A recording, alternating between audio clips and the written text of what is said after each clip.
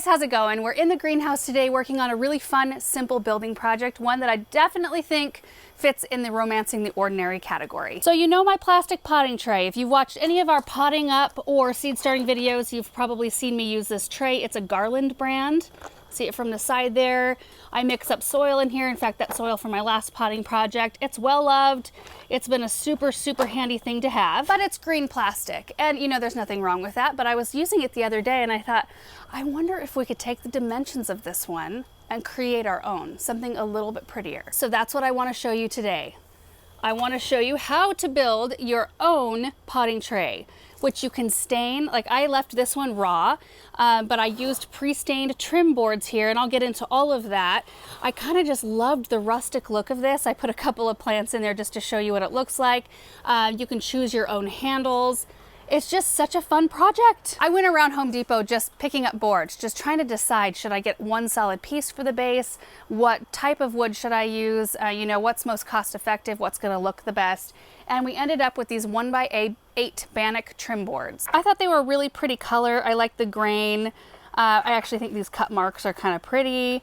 I just thought they might look really nice, and they're fairly lightweight, and you only need 2 of them to create this tray. Also, by going through this project one time, I was able to get all of our cuts right here, and then all of the tools needed. So maybe we can do like a slow pan here so you can see the supply list. But anyway, I thought that might be helpful. I do measure between every single cut though, even though I have my cuts listed down here.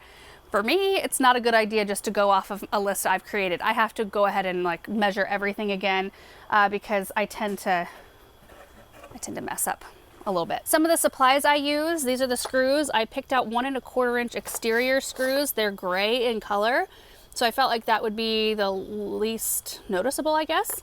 We've got a drill here. I've got a couple of clamps, a level for when I'm attaching our hardware. These are the handles. These are 5 1/16 inch Charmaine poles in matte black. I tried out every single pole they had too, just to see which one felt the most comfortable. And I don't know that I would actually like pick this one out for the inside of my house, but it was the most comfortable, the biggest, and I felt like it would work the best for this project. I've also got a sander with 120 grit sandpaper. Plastic wood is what I had on hand. That's what I used right in here. I just sealed up any of the like cracks. There wasn't any gaping holes or anything, but I just thought we don't need to make this thing watertight because we're not keeping water in it. We're not watering plants in it. But I do want to keep any soil from falling out. So I felt like that would help in any of these cracks, even though they were super small. I've also got this wax. This is Citrus Shield Howard. I felt like this would probably be the best sealer for the inside. I mean, you don't have to seal it at all. Again, we're not like keeping soil in here for all the time with water in it, that sort of thing. Even though water will be coming into contact with it from time to time, I'm not really stressed about it. I mean, you could use some kind of a lacquer or polyurethane or anything like that, but I kind of felt better about a wax. And then of course my measuring tape. I actually built this first one using a jigsaw, but I'm going to use a circular saw for this second one because I actually think it's going to be easier. We'll see. We also brought the chop saw in here, which is really unnecessary. I mean, it does make the cutting a little faster for a few of these cuts, but you could use a jigsaw, circular saw, or even a hand saw for this project. There's really not that much cutting involved. I'm just so excited about it. I just think it turned out so pretty. So let's build one.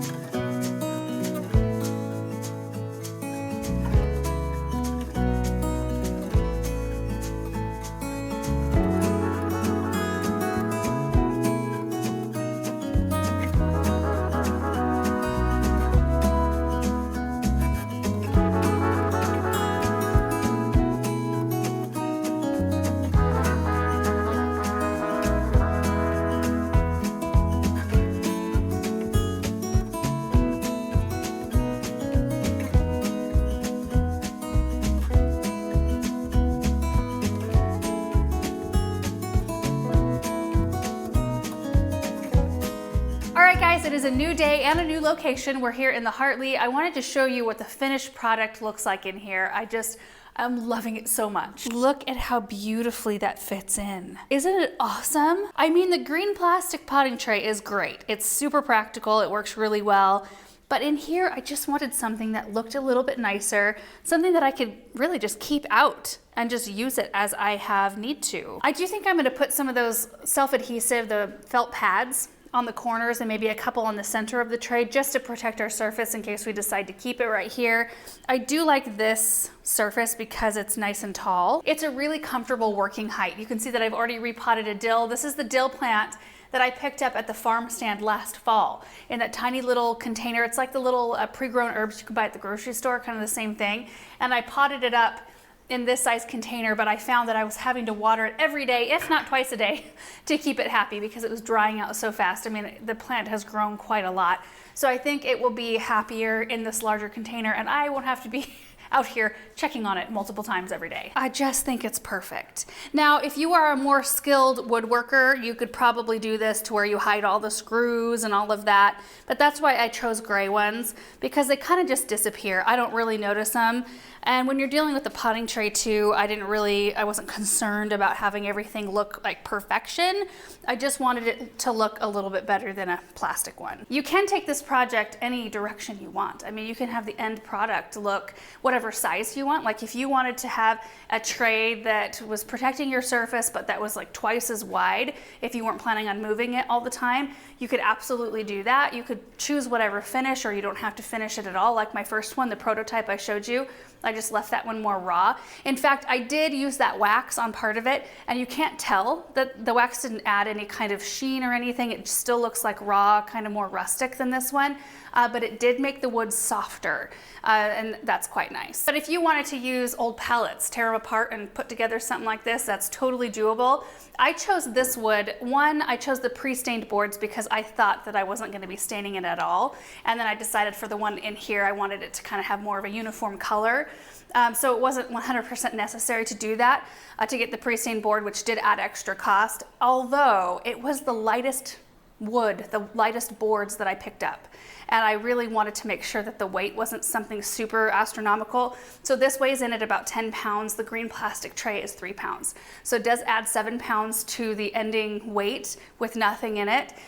In this case, it doesn't matter because I can still move it. 10 pounds is not too much to move as long as there's nothing in it, which would make it a little bit more awkward. But I plan on keeping this tray here. I wanted to have a tray in this greenhouse, a tray in the studio, a tray where we start most of our seeds, and that way I don't have to carry it from space to space. I also liked the size of these boards for the 8-inch wide that they offered. If you use pallet wood, you'd have a lot more seams, which really doesn't matter that much. It just is a looks thing. So again, you can take it whatever way you want. And our tray may end up on this table. This is kind of a nice handy area to do projects like that. In fact, that's where I set up to plant all of our geraniums, and you can see we've had really good germination. There are a few cells, which they're all from the same variety. So that whole tray is Maverick Coral. I had one still not up yet, but those just popped yesterday, so it might still come up. This little section are Maverick Corals, and I didn't have one here. And then this section is Maverick Coral as well, and I have 2 empties there, but everything else is up. This is a tray of artichokes right here. They just started to come up. Well, this one came up first, and it's been up for a minute. These came up within the last 2 days. I've got another one starting to peek through here. So I think we'll see some action here pretty soon. I did turn the germination heat mat off though. Now that we have most everything up, I don't want to keep baking the roots of these plants. So that hasn't been on for the last couple of days. But I am just so thrilled with the way this turned out. And you guys, this scoop right here, the galvanized scoop, is a 16-ounce capacity. You can buy them in all kinds of different sizes, like 24, 32. Anyway, I didn't want something massive. This is kind of a nice one, and it's got a really pretty look to it.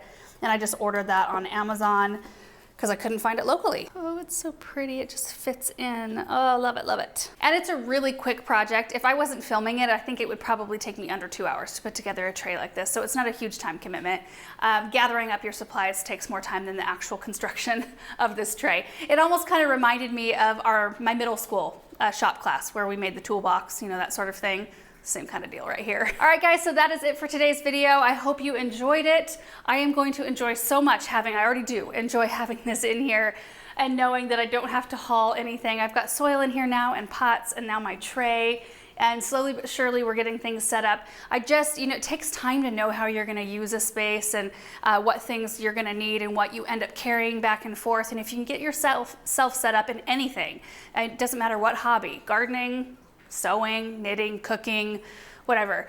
If you can get yourself set up to where it's practical and things are easier, you're not having to, spend a bunch of time running around, it just makes the whole thing, the whole experience more pleasant. So anyway, that's kind of what we strive to do around here, is just make it as pleasant and as beautiful as possible. And I think this helps. So thank you guys so much for watching, and we will see you in the next video. Bye.